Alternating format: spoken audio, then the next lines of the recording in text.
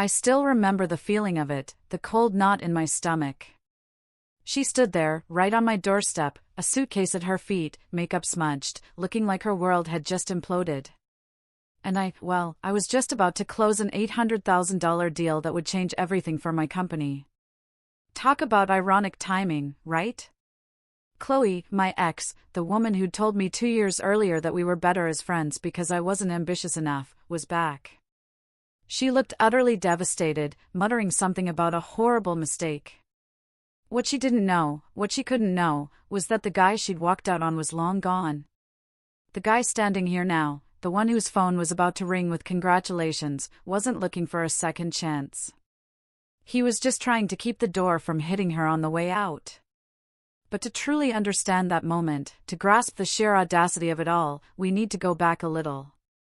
Chloe and I had been together for 3 years, and for the last 18 months, we'd shared a decent 2-bedroom apartment in Atlanta, Georgia. I was a digital marketing manager, pulling in about $78,000 a year. Stable. Comfortable. Not exactly setting the world on fire, but it was a solid foundation.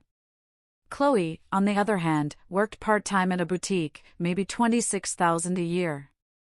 She'd always talk about taking courses, leveling up, but I never actually saw her finish any of them. I drove a 2018 Mazda, paid most of the bills, and poured my evenings into building a side consulting business. I wanted more than just a steady paycheck. Chloe liked the finer things, expensive brunches, designer bags she'd save for, weekend trips to Napa Valley. And I didn't mind covering most of it, because in my head, we were building a future. The cracks started to show slowly. The kind of things you notice but try to convince yourself you're overthinking. She'd come home from these networking events around 11 at night, smelling of cologne that definitely wasn't mine. When I'd ask about her evening, she'd snap, calling me paranoid. Then she started talking about the successful men she met, how they drove luxury cars, how they invested in themselves. My buddy, David, bless his brutally honest heart, he saw it early. He'd say, "Ethan, man, she's window shopping. You're just the display model while she's testing the market." But I brushed him off. I loved her, and I believed she loved me too. I was working 12 to 14 hours a day, juggling my job and my side hustle, trying to build something real. And she'd complain I wasn't present enough, that I was always working, even though the money I made was funding the very lifestyle she claimed to want. Then came the night everything finally broke. Honestly, I should have seen it coming. I got home around 8, after a client call, picked up some Vietnamese food because I knew she liked it. I found her at the kitchen table, hands folded, with this weird, rehearsed energy. Her expression was dead serious. Before she even opened her mouth, I knew.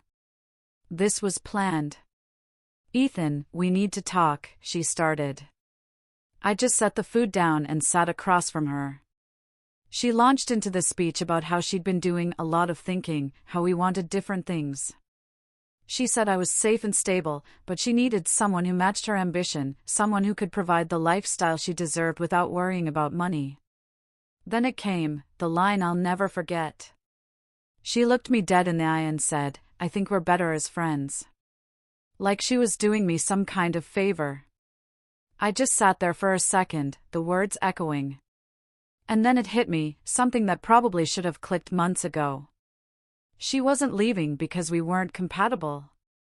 She was leaving because she'd found someone with more money, and she was trying to spin it into something noble.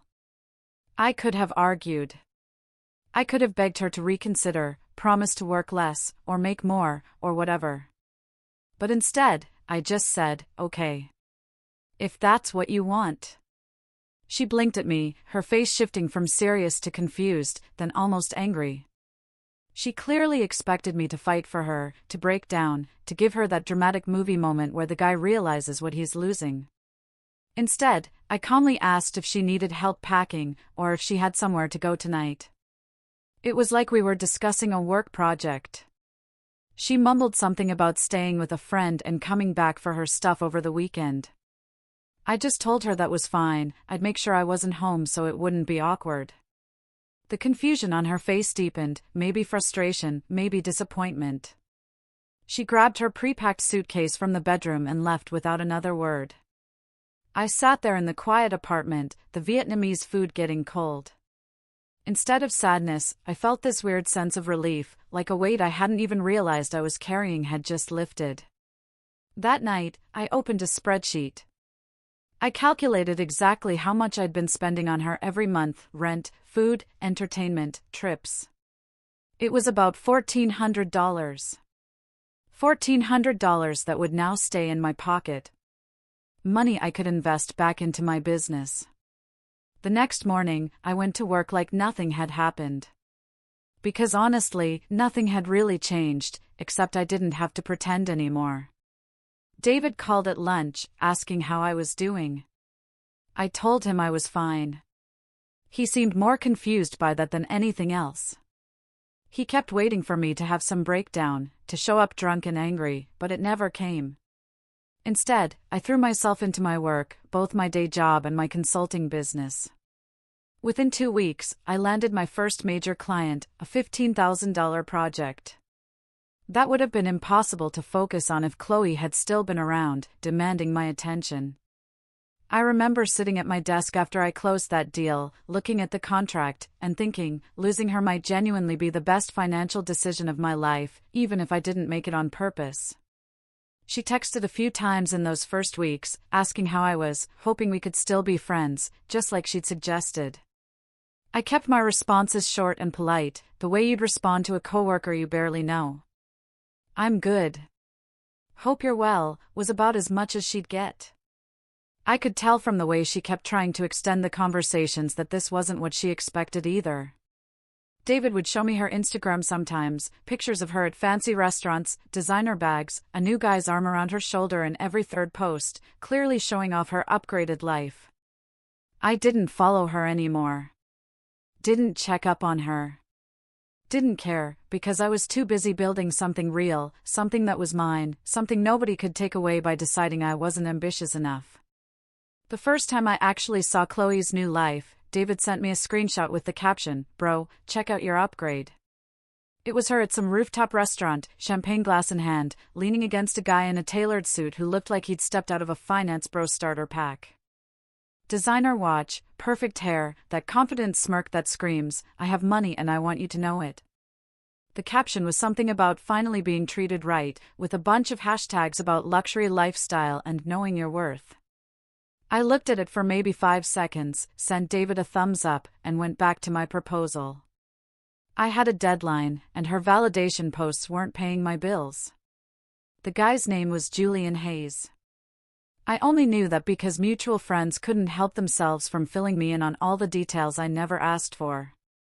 He was 32, worked in investment banking, drove a BMW M5, and lived in one of those high-rise apartments in Midtown with a doorman and a gym that probably cost more per month than most people's rent. According to the gossip chain, they'd met at one of those networking events Chloe used to come home late from. That told me everything I needed to know about the timeline of our breakup. David had this theory that she'd been lining him up for months before she ever gave me the better as friends speech. Honestly, the math checked out. She didn't leave me and then find someone better. She found someone with more money and then manufactured a reason to leave that made her feel less guilty about it. What made it really interesting was watching how fast her lifestyle changed. Within a month, she went from part-time boutique work to basically being a full-time Instagram influencer whose entire content was, "Look at this expensive thing my boyfriend bought me." Chloe had gone from splitting appetizers to posting about omakase dinners that cost more than her old monthly paycheck. From saving up for one designer bag to having a collection that grew every week. From my Mazda to private car services. David would analyze it like a financial consultant. He'd say, "She's not paying for any of this.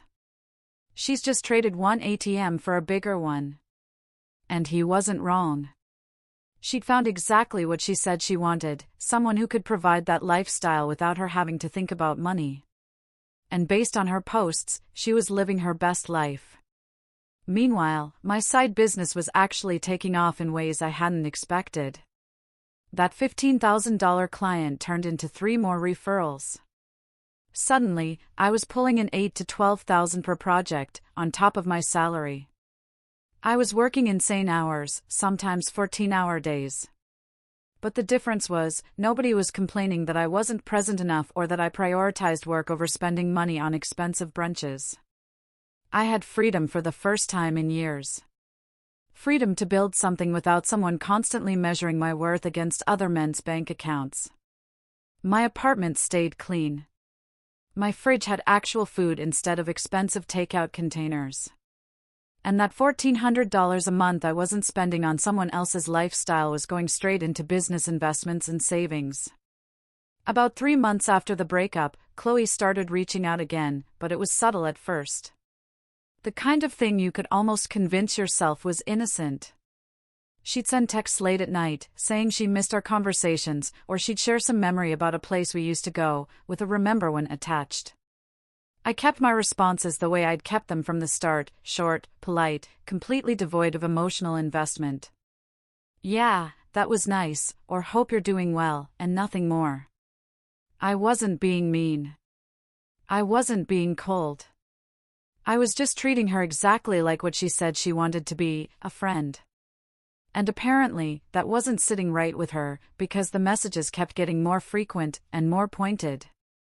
Then came the night she called me at 1 a.m. from a club, music blasting in the background, her words slightly slurred, telling me she was out with Julian, but she was bored, and she kept thinking about me. I was in bed, actually getting decent sleep for once. I remember just lying there in the dark, listening to her ramble about how different everything was now, and how sometimes she missed the simple times we had together.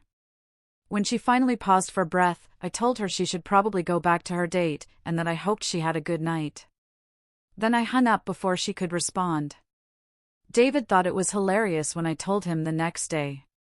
He said she was already realizing that money doesn't buy personality, and that Julian probably bored her to death between transactions. The real shift happened around month 6 when I landed a contract that changed everything.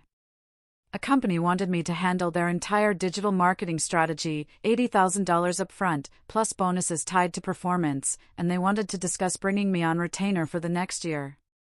I quit my day job 2 weeks later, moved to a better apartment in a nicer part of Atlanta, and suddenly I wasn't the guy grinding in the shadows anymore.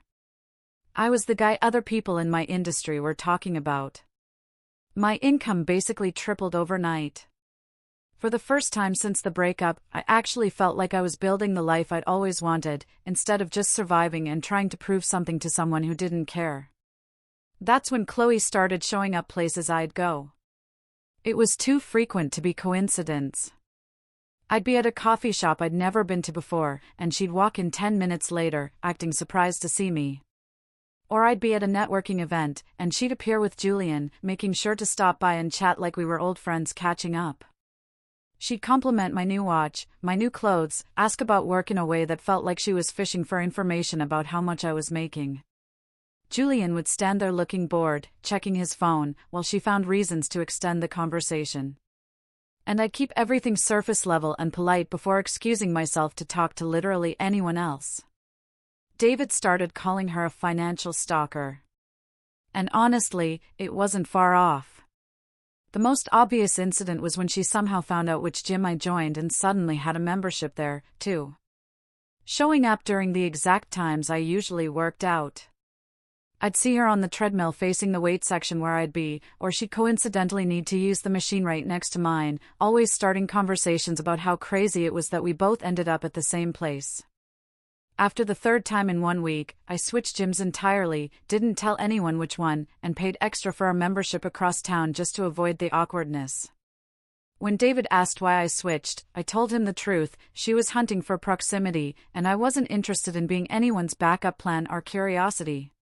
What really struck me during all of this was how transparent her motivations were becoming. She didn't miss me. She missed the version of me I was becoming, the version that had money and success and could give her the validation she craved without her having to rely entirely on Julian. I was supposed to stay the struggling guy, working too much and making too little, the safe backup option who'd always be there if things didn't work out with her upgrade. But instead, I'd actually upgraded myself. And that wasn't part of her plan. She wanted me to be stuck where she left me so she could feel better about her choices. And the fact that I wasn't stuck, that I was actually thriving without her, seemed to bother her more than anything else about the situation. Which brings us back to that day on my doorstep. Chloe stood there, still talking about Julian breaking up with her, calling her too demanding, too high maintenance. She insisted she'd realized she'd made a horrible mistake leaving me. I just stood in the doorway, didn't move aside to let her in, just listened. She went through what sounded like a rehearsed speech about second chances and how money doesn't buy happiness. What she didn't know, what she couldn't have known because I'd kept my business growth relatively quiet on social media, was that I wasn't the same person she'd left anymore. I wasn't the guy making $78,000 a year, grinding on side projects in a modest apartment. I was running an agency projected to hit $3 million in revenue this year. I'd just put a down payment on a house, and I was seeing someone new, a woman named Sophia who ran her own successful consulting firm and didn't need me to fund her lifestyle. But Chloe was still operating on old information, still thinking I was probably single and struggling and would be grateful she came back. I could see it in the way she talked, like she was doing me a favor by giving me another shot. I was about to tell her this wasn't a good time when my phone rang. I saw it was David calling, so I answered it right there in the doorway while she stood waiting. David was calling about meeting up later to celebrate the investor deal. He was loud enough that I knew Chloe could hear him talking about the $800,000 and asking if I'd picked up the Mercedes yet, or if I was still driving the Mazda. I watched her face change in real time. Watched the recognition hit her that something fundamental had shifted since she'd last checked in on my life. When I hung up, she asked me directly if what David said was true, if my business was really worth that much now. I told her honestly that it was doing well, better than I'd expected. The energy in the conversation changed immediately, like a switch had flipped in her brain.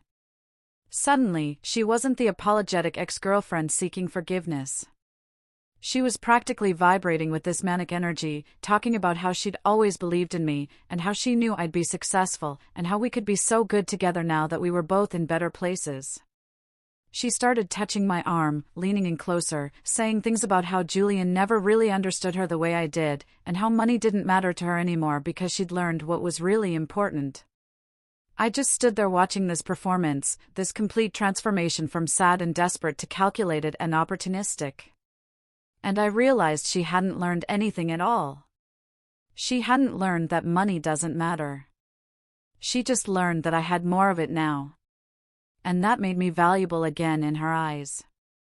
I told her straight up that I appreciated her coming by, but I wasn't interested in revisiting what we had. I'd moved on, and I was happy with where my life was now. She tried to argue, said I was being unfair, that everyone deserves a second chance, that she'd changed and grown and wasn't the same person who left. I pointed out that she'd shown up with a suitcase the same day Julian dumped her. That if she'd really changed, she would have reached up months ago, when I was still in my old apartment, and not right after finding out about my success. She got defensive, her voice rising, saying I was twisting things and that she genuinely cared about me and this had nothing to do with money. So, I asked her directly, if I'd still been making $78,000 and driving the Mazda, would you be standing here right now with that suitcase? She couldn't answer. She just stood there, opening and closing her mouth like she was trying to find words that wouldn't prove my point. That's when she started crying again. But this time, it felt different, more angry than sad. Her voice rose enough that I noticed my neighbor across the hall peek out their door to see what was happening. She accused me of being cruel, of holding grudges, of never really loving her if I could just shut her out like this after everything we'd been through together. I stayed calm. I told her I wasn't shutting her out. I was just treating her exactly like what she'd asked to be 2 years ago, a friend. And friends don't move in together, and friends don't get back together after messy breakups. She actually laughed at that, this bitter sound, and said I was being petty and that I'd regret this when I realized how rare real connection was. I told her I'd found real connection with someone who didn't need me to prove my worth with a bank statement. That seemed to be the final straw. She grabbed her suitcase and told me I'd changed, and not in a good way. David showed up about 10 minutes after she left, and I told him the whole story while we sat in my living room. He immediately pulled out his phone and showed me that he'd actually recorded part of the argument from the hallway. He'd arrived right when she started yelling and wanted evidence in case she tried to spin some story later. We watched it back, and it was almost surreal seeing myself stay completely composed while she spiraled. David kept pausing it to point out moments where you could see her calculating, adjusting her approach, trying different angles to get the response she wanted. He said I'd handled it perfectly, that some people only value you when they think you're valuable to others, and that Chloe had shown exactly who she was twice now. Once when she left, and once when she tried to come back. 6 months later, my business hit $3.2 million in revenue. I'd moved into my house, picked up a Mercedes E-Class, and Sophia and I were planning a trip to Europe together. I heard through mutual friends that Chloe had moved back in with her parents after burning through what little money she had. That she was working at a customer support center and posting vague things on social media about finding herself and learning hard lessons. I didn't feel bad for her, and I didn't feel vindicated. I just felt grateful. Grateful that she'd left when she did. Grateful that I'd never begged her to stay. Grateful that sometimes the trash really does take itself out and gives you the space to build something better than you ever could have with dead weight holding you back. The real lesson here isn't about revenge or proving someone wrong. It's about understanding that your value doesn't decrease based on someone's inability to see it. When you focus on building yourself instead of chasing validation from people who already dismissed you, you create a life that attracts the right people naturally, and the ones who left for the wrong reasons become irrelevant. Not because you're bitter, but because you genuinely moved on to something better. Have you ever experienced someone only valuing you when your circumstances improved?